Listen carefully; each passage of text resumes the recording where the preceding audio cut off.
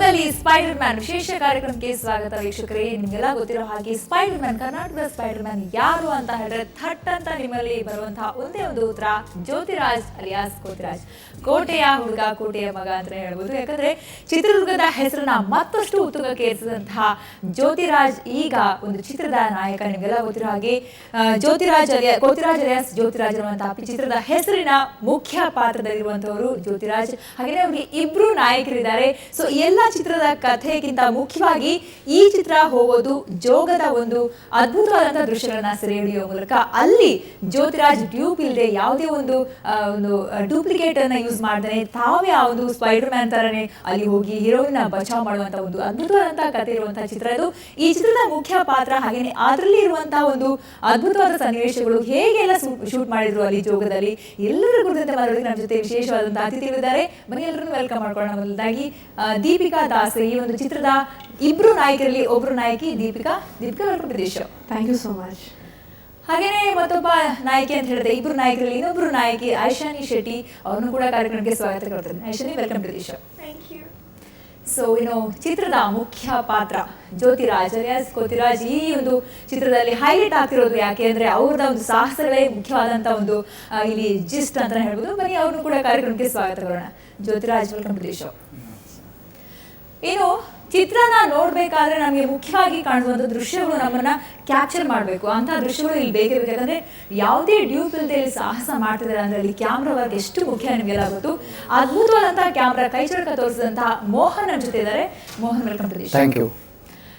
ಚಿತ್ರದ ಸೂತ್ರಧಾರ ನಿರ್ದೇಶಕರಾಗಿರುವಂತಹ ಸೆಬಾಸ್ಟಿನ್ ಡೇವಿಡ್ ಅವರು ನಮ್ಮ ಜೊತೆ ಇದ್ದಾರೆ. Sir, welcome to the show. ವೀಕ್ಷಕರೇ, ನಾನು ಹೇಳ್ತಾ ಇದ್ದೆ ನಿಮಗೆ ಆ ಅದ್ಭುತವಾದಂಥ ಸನ್ನಿವೇಶಗಳ ಒಂದು ಟ್ರೈಲರ್ ನೀವು ನೋಡಲೇಬೇಕು. ಅವಾಗ ಮತ್ತಷ್ಟು ಕ್ಯೂರಿಯಾಸಿಟಿ ಬರುತ್ತೆ. ಆ ಒಂದು ಪಿಕ್ಚರಲ್ಲಿ ಏನೆಲ್ಲ ಶೂಟ್ ಮಾಡಿದ್ರೆ, ಜೋಗದಲ್ಲಿ ಅದು ಹೇಗೆ ಡ್ಯೂಪ್ ಇಲ್ಲದೆ ಆ ಒಂದು ಸಾಹಸಮಯ ಚಿತ್ರಗಳನ್ನ ಆ ದೃಶ್ಯಗಳನ್ನ ಶೂಟ್ ಮಾಡಿದ್ರು ಅನ್ನುವಂಥದ್ದು. ಸೊ ಅದ್ರ ಬಗ್ಗೆ ಒಂದು ಟ್ರೈಲರ್ ಇದೆ, ಒಂದು ದೃಶ್ಯ ಇದೆ, ನೋಡ್ಕೊಂಡ್ಬಿಡೋಣ ಬನ್ನಿ.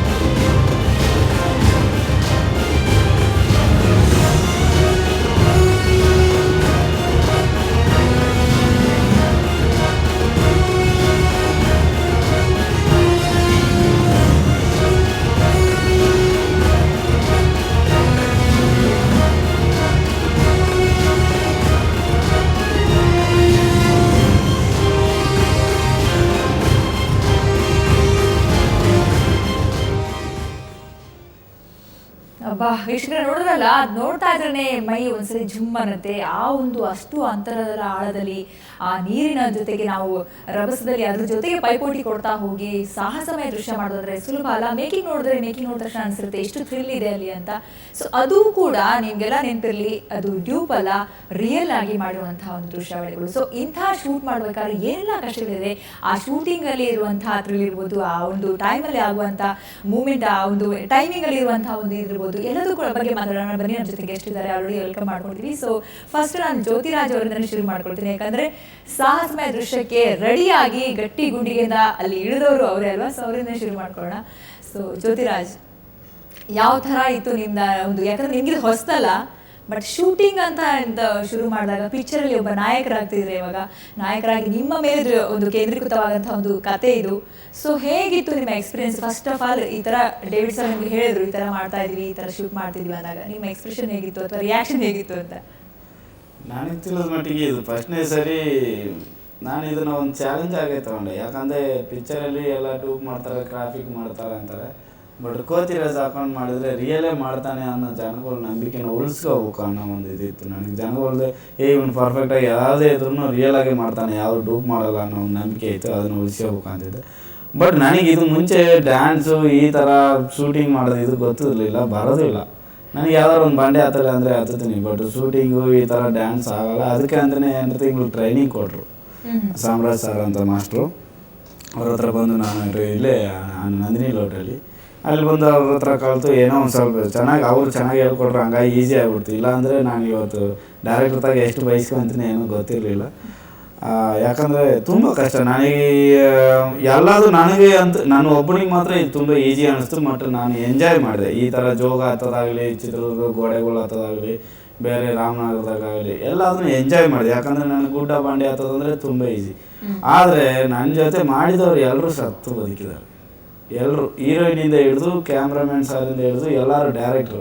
ಅದರಲ್ಲಿ ಅಂದರೆ ನಮ್ಮ ಹುಡುಗ ನನ್ನ ಕಾಲಾಗ ನೀರಲ್ಲಿ ಬಿದ್ದು ಸಾಯಕ್ಕೂ ಹೋಗ್ಬಿಟ್ಟಿದ್ದ, ಗೌಡ ಅಂತ ಅವನು. ಪಾಪ ಅವನು ಸತ್ತೋಗ್ಬಿಡ್ಬೇಕಾಯ್ತು ಇಷ್ಟರಲ್ಲಿ ನೀರಲ್ಲಿ ಹೆಂಗೋ ಇವರೇ ಅವ್ರನ್ನ ಕಾಪಾಡಿ ಎತ್ಕೊಂಡು. ಇದು ನನಗೆ ಒಂದು ನಾನು ಕೋತಿರಾಜ ಅಂತ ನಾನು ಹೆಸರು ತಗೊಳಕ್ಕೋಗಿ ನಮ್ಮ ಟೀಮ್ನೆಲ್ಲ ಕೋತಿಗಳು ಮಾಡಿಬಿಟ್ಟೆ. ಎಲ್ಲರೂ ಕೋತಿಗಳು ಮಾಡಿ ಇದು ಮಾಡಿದೆ. ಬಟ್ ನನಗೆ ಒಂದು ಎಕ್ಸ್ಪೀರಿಯನ್ಸ್ ಏನಂದರೆ, ಜೋಗದಲ್ಲಿ ನಾನು ಬಾಡಿ ಎತ್ತಬೇಕಾದ್ರೂ ಕಷ್ಟ ಆಗಿರಲಿಲ್ಲ. ನನಗೇನೋ ಜೋಗದಲ್ಲಿ ಸ್ವಲ್ಪ ಹೊಡ್ತಾ ಬಿದ್ದಿತ್ತು, ಬಟ್ ಓಕೆ ಅದು ರೆಡಿ ಆಯಿತು. ಆದರೆ ಈ ಸರಿ ಅದು ಯಾವ ಒಂದು ಬಾಡಿ ಎತ್ಕೊಂಡು ಕೆಳಗಿಂದ ಹತ್ಬೇಕಂದ್ರೆ ಸತ್ತೋದ್ರೆ ಏನಕ್ಕಿನ್ನ ಭಾರ ಆಯಿತು. ಅದು ರಬ್ಬರ್ ಬಾಡಿ, ಅದು ಒಳಗಡೆ ನೀರು ತುಂಬ್ಕೊಂಡ್ಬಿಟ್ಟು 1.5 ಕ್ವಿಂಟಲ್ ವಜೆ ಬರುತ್ತೆ. ನಾನೇ ಎತ್ತಿ ಏನನ್ನ ಹೇಳ್ಕೊಂಡು ನೋಡ್ತೀನಿ, ಆಗಂಗಿಲ್ಲ. ಅದಕ್ಕೆ ನೋಡಿ ಹೆಂಗೋ ಕಷ್ಟಪಟ್ಟು ಅದನ್ನೇ ಎತ್ಕೊಂಬಂದ್ವಿ. ಜೋಗದಲ್ಲಿ ಆ್ಯಕ್ಚುಲಿ ನನಗೊಂದು ಏಟು ಬೇರೆ ಬಿತ್ತು. ನಾನು ಅವ್ರಿಗೆ ಯಾರಿಗೂ ಹೇಳಿಲ್ಲ. ಫಸ್ಟ್ ಸ್ಟಾರ್ಟಿಂಗಲ್ಲಿ ಇವಾಗ ಕಾಲು ಜಾರ್ಕೊಂಡು ಬಿದ್ದುಬಿಟ್ಟಿದ್ದೆ. ಹಿಂದಕ್ಕೆ ಬಿದ್ದು ತೊಡೆ ಮೇಲೆ ಕಲ್ಲು ಇದಾಗಿ ಗಾಯ ಆಗಿಬಿಟ್ಟಿತ್ತು. ನಾನು ಯಾರಿಗೂ ಹೇಳಲೇ ಇಲ್ಲ ಅವ್ರಿಗೆ ಗಾಯ ಆಯ್ತು ಅಂತ. ಯಾಕಂದರೆ ಶೂಟಿಂಗ್ ನಿಲ್ಲಿಸ್ಬಿಡ್ತಾರೆ ಅಂತ ಹೇಳಲಿಲ್ಲ. ಕೊನೆ ದಿವಸ ಮುಗಿದ ಮೇಲೆ ಎಲ್ಲರಿಗೂ ಆದಮೇಲೆ ತೆಗೆದು ಅವಾಗ ತೋರಿಸಿದೆ. ಅಯ್ಯೋ ಇವಾಗ ಹೇಳ್ತೀವಲ್ಲ ಅಂತೇಳಿ ಎಲ್ಲ ಬೈದರು. ಬಟ್ ನನಗೆ ಒಂದು ಆ ಥರ ನೋವು ಅಂದರೆ ತುಂಬ ಇಷ್ಟ ಅಲ್ವಾ, ಅದಕ್ಕೆ ಅದನ್ನು ಎಂಜಾಯ್ ಮಾಡಿದೆ. ಇದು ನಮ್ಮ ಡೈರೆಕ್ಟ್ರ್ ಆಮೇಲೆ ಹೇಳಿದ್ಮೇಲೆ ಬೈದರು, ಯಾಕಲೆ ಇಷ್ಟೊಂದು ರಿಸ್ಕ್ ತಗೊಂಡು. ಮತ್ತು ರಿಯಲಾಗಿ ಮಾಡ್ಬೇಕಲ್ವ. ನಾನು ಇದನ್ನ ಪಿಕ್ಚರ್ ಅಂತ ಮಾಡ್ತಿಲ್ಲ, ನನ್ನ ಜೀವನದಲ್ಲಿ ಏನೇನು ನಡೆದಿರ್ತೋ ಅದನ್ನೇ ಮಾಡ್ತಾಯಿದ್ದಾರೆ. ಹಂಗಾಗಿ ಅದೇ ಥರನೇ ತೋರಿಸ್ಬೇಕಂತ ನಾನು ಯಾವುದು ರಿಯಲಾಗೇ ಮಾಡ್ತಾಯಿದ್ದೀನಿ. ಅದ್ರಾಗಂತೂ ದೀಪಿಕಾ ಓಕೆ, ಅದು ಕೋತಿರಾಣಿ ಅಂದರೂ ಒಪ್ಕೋಬೋದು. ಯಾವ್ದಾರು ಬಂಡೆ ಗಿಂಡೆ ಹತ್ತೋದ್ರಾಗಲಿ ಧೈರ್ಯ ಕೊಟ್ಟರೆ ಓಕೆ. ಈ ಹುಡುಗಿ ಅಂತೂ ವೈಶಾಲಿ ಶೆಟ್ಟಿ ಅಂತೂ ಅಳದೆ. ನಾನು ಆ ಹುಡುಗಿಗೆ ನಗಿಸ್ಬೇಕಂತ ಕೋತಿ ಥರ ಎಲ್ಲ ಹತ್ಬಿಟ್ಟೆ. ಕೋತಿ ಥರ ಹತ್ತೋದಲ್ಲ, ಕೋತಿ ಥರ ಅಳೋದು ಬೇರೆ ಮಾಡಿಬಿಟ್ಟೆ. ಹಂಗಿದ್ರು ಆ ಹುಡುಗಿ ಅಳೋದು ನಿಲ್ಲಿಲ್ಲ, ಅಷ್ಟೊಂದು ಇದ್ರಾಗಿತ್ತು. ಬಟ್ ಏನೋ ಪಾಪ ತುಂಬ ಹೆದರ್ಕೊಂಡಿರೋಂಥ ಹುಡುಗಿ ಅದು. ನೀವು ಹತ್ತೋದ್ರೆ ಭಯ ಆಗುತ್ತೆ. ಇನ್ನು ನಿಮ್ಮ ಜೊತೆ ಅಲ್ಲಿ ಹೋಗಿ ಆ ಥರ ದೃಶ್ಯಗಳಲ್ಲಿ ಪಾಲ್ಗೊಳ್ಳೋ ಅಂದರೆ ಅಫ್ಕೋರ್ಸ್ ಭಯ ಆಗುತ್ತೆ ಅವ್ರಿಗೆ. ಅಲ್ಲ, ನನಗೆ ಅದು ಒಂದು ಸಿಟ್ಟು ಏನಂದರೆ ಆ ಹುಡುಗಿ ಮೇಲೆ, ಅಲ್ಲಿ ಎಂಥದಕ್ಕೆ ಕಾಪಾಡಕ್ಕೆ ಹೋದಾಗ ನಾನು ಹೋಗ್ಬೇಕು, ಕೋತಿರಾಜನ ಬೇಕು. ಆದರೆ ಆ ಹುಡುಗಿ ಕರಿಯೋದು ಮಾತ್ರ ಕೃಷ್ಣನ ಕರೀತದೆ. ಅದಕ್ಕೆ ಎಲ್ಲದು ಚೆನ್ನಾಗಿ ಬಂತು. ಪಿಕ್ಚರೆಲ್ಲ ಎಲ್ಲ ಚೆನ್ನಾಗಿ ಬಂತು, ಎಲ್ಲ ಮುಗ್ದೋಯ್ತು. ಈಗ ನನ್ನ ಟೈಮಿಗೆ ಎಲ್ಲ ಒಂದು ಇದು ಈಸಿಯಾಗ ಇದಾಯಿತು. ಬಟ್ ಇನ್ನೂ ಇದರಲ್ಲಿ ನನಗೆ ಬೆಂಗಳೂರಾಗ ಒಂದು 5-6 ಬಿಲ್ಡಿಂಗ್ ಎಕ್ಸ್ಟ್ರಾ ಹತ್ಬೇಕಂತ ಅಂದ್ಕೊಂಡೆ. ಯಾವ ಬಿಲ್ಡಿಂಗ್ ಪರ್ಮಿಷನ್ ಕೊಡಿಸಲಿಲ್ಲ ನನ್ನ ಡೈರೆಕ್ಟ್ರು. ಶೂಟಿಂಗ್ ಮುಗಿದ ಮೇಲೆ ಏನಾದರೂ ಸುಮ್ಕಾರ ಒಂದ್ಸರಿ ಆ ಬಿಲ್ಡಿಂಗ್ಗಳನ್ನೆಲ್ಲ ಹತ್ಬೇಕು ಅನ್ನೋ ಒಂದು ಆಸೆ. ಆದರೆ ಶೂಟಿಂಗ್ ಮುಗಿಯೋ ತನಕ ನಮ್ಮ ಮೇಲೆ ನಮ್ಮ ಡೈರೆಕ್ಟರ್ ಒಂದು ನಂಬಿಕೆ ಇಟ್ಕೊಂಡು ಎಲ್ಲರಿಗೂ ಕೆಲವ್ರಿಗೆ ಏನೋ ರಿಲೀಫ್, ಸ್ಟ್ರೆಸ್ ರಿಲೀಫಿಗೆ ಏನೋ ಬೇರೆ ಬೇರೆ ದಾರಿ ಹುಡ್ಕೊಂಡಿರ್ತಾರೆ. ನಿಮ್ಗೆ ಆ ಥರ ಬಿಲ್ಡಿಂಗ್ ಹತ್ತೋದು ಅಥವಾ ಹೈಟ್ಗಳನ್ನು ಇದು ಮಾಡೋದು, ರೀಚ್ ಮಾಡೋದು ಅದೊಂದು ಇದೇನೋ. ನನಗೆ ಗೊತ್ತು ನಾನು 800 ವರ್ಷ ಸಾಯಲ್ಲ ಅನ್ನೋದು. ನನ್ನ ಹೆಸರು ಬದುಕೇ ಇರುತ್ತಲ್ವ, ನನ್ನ ದೇಹ ಒಂದಿರಲ್ಲ. ಬಟ್ ನಾನು ಹಿಸ್ಟ್ರಿಯಲ್ಲಿ ಮಾಡಿ ಏನಾದ್ರು ಒಂದು ಹಿಸ್ಟ್ರಿ ಮಾಡಿಬಿಟ್ರೆ ಹಿಸ್ಟ್ರಿಯಲ್ಲಿ ಹೆಸರು ಬದುಕೇ ಇರುತ್ತೆ. ಆ ಥರ ಅದು ಹಂಗಾಗಿ ನನಗೆ ಗೊತ್ತಿರುತ್ತೆ. ಹಂಗಾಗಿ ಎಂಥದ್ದಾದ್ರೂ ನುಗ್ಗಕ್ಕೆ ರೆಡಿ. ಬಟ್ ಯಾವುದೇ ಅದನ್ನು ನಮ್ಮಲ್ಲಿರೋ ಟ್ಯಾಲೆಂಟ್ನ ಒಳ್ಳೆತನದಿಂದ ಯೂಸ್ ಮಾಡ್ಕೋಬೇಕು ಅನ್ನೋ ಒಂದು ಭಾವನೆ ಬಿಟ್ಟರೆ ನಾನು ಇದನ್ನ ಇಟ್ಕೊಂಡು ದುಡ್ಡು ಮಾಡಬೇಕು. ನನಗೆಲ್ಲ ಮನೆಯಾಗ ಕಾಲು ಮುರಿದಾಗ ನಮ್ಮ ಸ್ವಾಮೀಜಿ ಅಷ್ಟೊಂದು ಫ್ರೀಯಾಗಿ ಟ್ರೀಟ್ಮೆಂಟ್ ಕೊಟ್ಟರು. ಸುವರ್ಣ ಸ್ಟುಡಿಯೋದಲ್ಲಿ ಕೂರಿಸಿಕೊಂಡು 6 ಲಕ್ಷ ರೂಪಾಯಿ ನಾನು ಕಲೆಕ್ಷನ್ ಮಾಡಿ ದುಡ್ಡು ಕೊಟ್ಟರು. ನನ್ನ ಕೈಯಲ್ಲಿ ಕ್ಯಾಶ್ ಕೊಟ್ಟು ಕಳಿಸಿದ್ರು. ಇಲ್ಲಿಂದ 6 ಲಕ್ಷ ರೂಪಾಯಿ ನಾನು ಹೋಗಿ ಹುಡುಗರಿಗೆಲ್ಲ ಎಕ್ವಿಪ್ಮೆಂಟ್, ಈಗ ಜೋಗ್ ಫಾಲ್ಸಲ್ಲಿ ಹಗ್ಗ ಕಟ್ಟಿ ಹಿಡಿತಿರೋ ಬೆಲ್ಟ್ ಕೂಡ ಅದೆಲ್ಲ ಸುವರ್ಣ ಸ್ಟುಡಿಯೋಗೆ ಸೇರಿದ್ದೆ.